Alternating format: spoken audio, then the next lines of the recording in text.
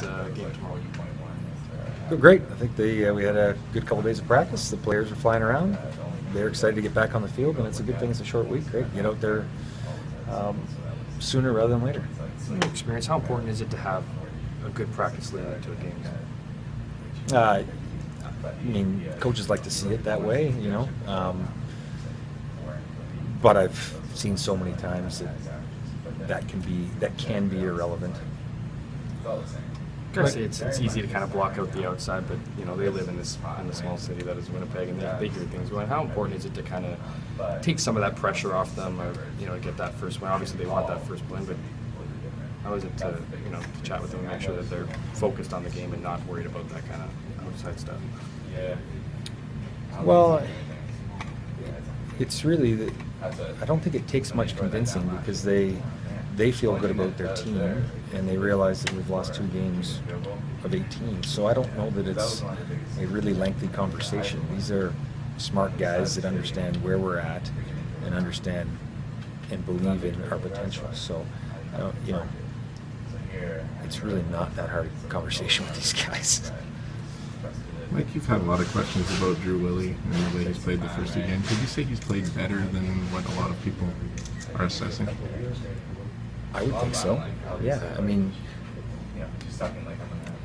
the average fan, the casual fan's not in the room and does not see exactly what's asked of a quarterback on each and every play. So it's difficult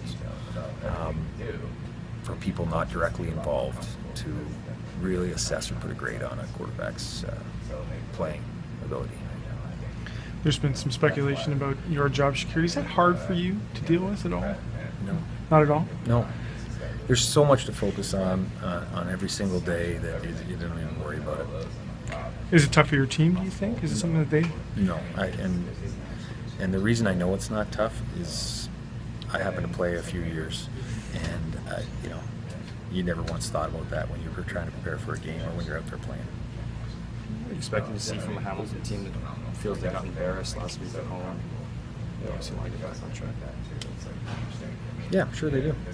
Yeah. So they're going to come out and try and execute and play tough, good football. I mean, you always expect the best out of your opponent. You never go in expecting an opponent to not be at their best. And truth be told, I think professional athletes, I believe that they want their opponents at their best at all times, because it really is a good, it's a good feeling when you play a really good team and you beat them. I think a couple changes with Bruce Johnson being down. Adrian Hubbard comes on too. What do you expect to see from Hubbard and Hawkins?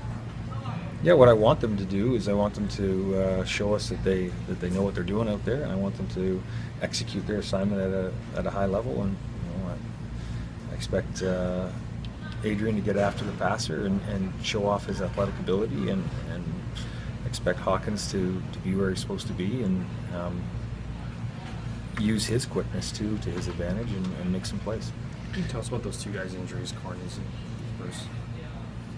Yeah, we left this so early this morning, and Al's on the trip, so we'll get more of an update as we go along. But right now, I'm still saying I don't know how long they're going to be. The slow starts in the first 2 games. Is there something you can point to as a coach and say these are the things we need to fix to come out of the gate better? Well, I mean, it generally comes down to a bit of execution, right? So, and it's multifaceted, right? Defensively, if we get off the field, then the offense has more possessions and more opportunities to get into a rhythm. And special teams, if we get better field position, the same thing. Then the drives might be shorter. You might have a different set of calls to start games with. And then obviously on the offense, you just want to make sure you stay on the field and finish drives. So it's never about one phase. That's the great thing about football. It's such a great team sport. Thanks, Mike.